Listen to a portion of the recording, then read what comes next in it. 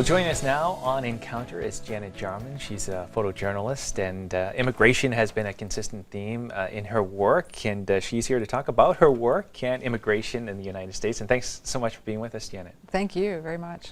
Maybe if we could get into it a little bit, and if you could tell us a little bit about how you took your photography and started getting involved in social issues and immigration. I've always been an artist. I've always been a photographer. And in one of my first jobs down in Miami, I started covering immigration on sort of a regular basis. I was very inspired and interested in the Haitian community, the large Haitian community there, and started doing assignments, long-term projects. And that really sparked my interest. I was a bit confused why in the media we often treat immigrants as statistics and numbers, and I wanted to start showing real people and real stories and vibrant communities.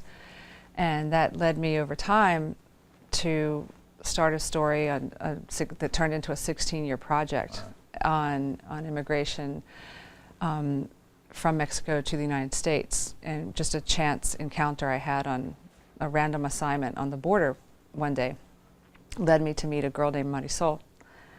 And she was, it was an amazing situation to meet her and her family, and they were working and recycling items in the municipal dump in Matamoros, right across from Brownsville. And I had always wanted to tell a story not just of why people would leave, well, first why they would leave, maybe the conditions that would propel them to leave their country, but what happened to them once they would reach the other country. How would their lives change? How would it improve, if it would improve? And do something really complex like that. And I never imagined I would have this opportunity. But just one chance encounter of meeting Marisol. And over the years, you in and out of contact with her, and what was it like to keep track of her story? It was at times very easy to keep track, and at times very challenging. And there were, I thought I had ended the story maybe 3 or 4 times. But something would drive me. A magazine would call me to go back, or I would just be driven personally to go back and find Marisol. I had to know how she was doing. You invest time, they invested time in me and trusting me, and I have just felt like I had to keep telling their story and to make a deeper journalistic product as well.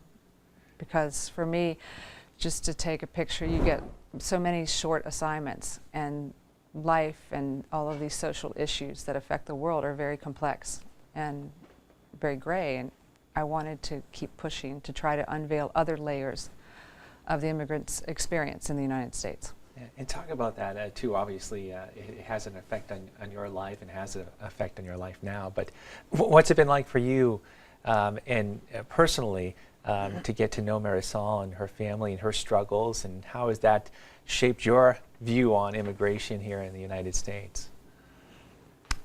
It's a huge question there. I think they gave me a huge gift by allowing me into their life, and I thank them very much. And they allowed me to tell a story on a macro theme in a very personal way. And for me, being able to watch one family over time taught me so much about this debate, more than I probably ever could have read, because I was experiencing their struggles and hearing about them. And I think I've just really believed in Marisol, and at times I've watched things that are very difficult for me to watch, situations in her family, but I see how hard they work, and I see a lot of strength. And I think it's been really interesting since I moved to Mexico, because and since she became a young adult, because that's when the relationship changed. I was much closer physically, geographically, so I could visit more often.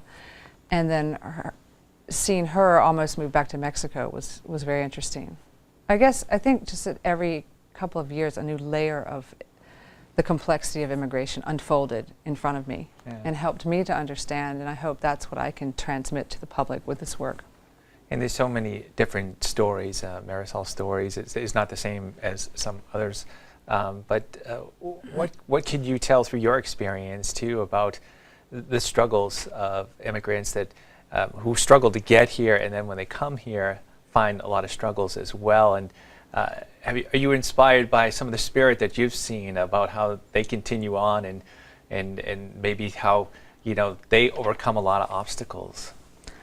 Definitely. I've worked in many immigrant communities or in many different assignments or sometimes self-assignments, and just continuously drawn to getting to know people. I think some of the most dynamic people I've ever met and some of the strongest people mentally and I've met are immigrants who have crossed into the U.S. And I mean, it takes a lot to do that. It's an extreme situation. And I think many of them have the chance to have really dynamic lives here with the motivation that I see.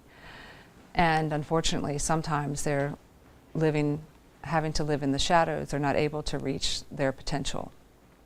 So that's saddening sometimes. Yeah. Well, I mean, there's great work that you've done, Janet. I've seen some of your photos too, and I know people, if they want to see some of your photos too, they could go to your website.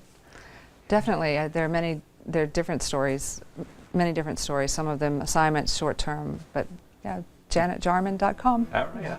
And people can find out a little bit more about Marisol and see some of the pictures there too as well. Some of that and some broader Mexican work as well. Excellent. Well, thank you so much for being with us, Janet. Thank you so much.